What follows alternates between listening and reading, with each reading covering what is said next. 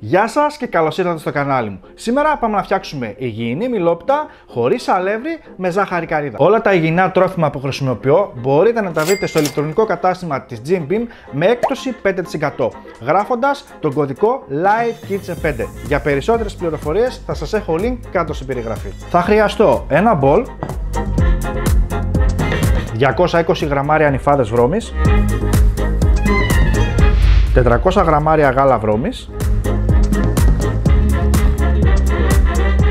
ένα κουταλάκι του γλυκού κανέλα, 10 γραμμάρια baking powder και ανακατεύω πάρα πολύ καλά.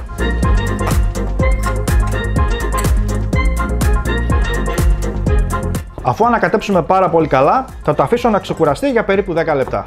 Όση ώρα περιμένουμε να φουσκώσει η βρώμη, πάμε να χτυπήσω τα αυγά. Οπότε σε ένα μπολ θα ρίξω 2 μέτρια αυγά και συνεχίζουμε ρίχνοντας σιγά σιγά 140 γραμμάρια ζάχαρη καρύδας.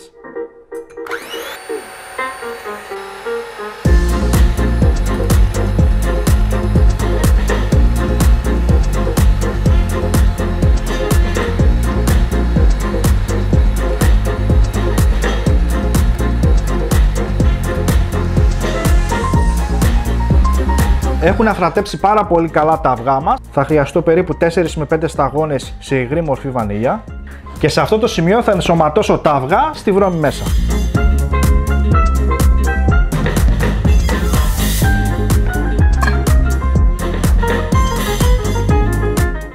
Και με απαλές κινήσεις, με μια μαρίς, ενσωματώνω τα δύο μείγματα μαζί.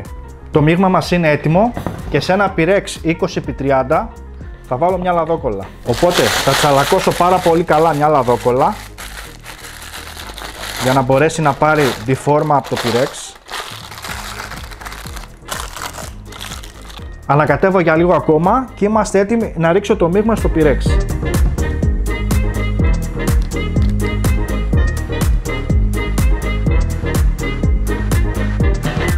Για τη συνταγή μας θα χρειαστούμε ένα μήλο, οπότε πάμε να το καθαρίσουμε.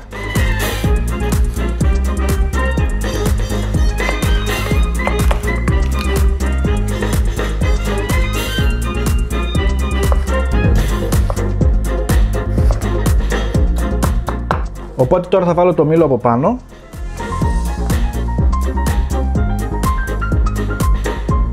Θα ρίξω και λίγες μαύρες σταφίδες.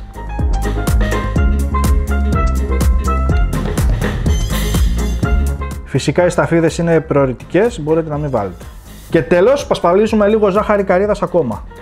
Και ψήνουμε σε προθερμασμένο φούρνο στις αντιστάσεις στους 190 βαθμούς για 55 με 60 λεπτά. Έτοιμη μιλόπιτα και θα την αφήσουμε να κρυώσει τελείως και μετά θα την ξεφορμάρουμε.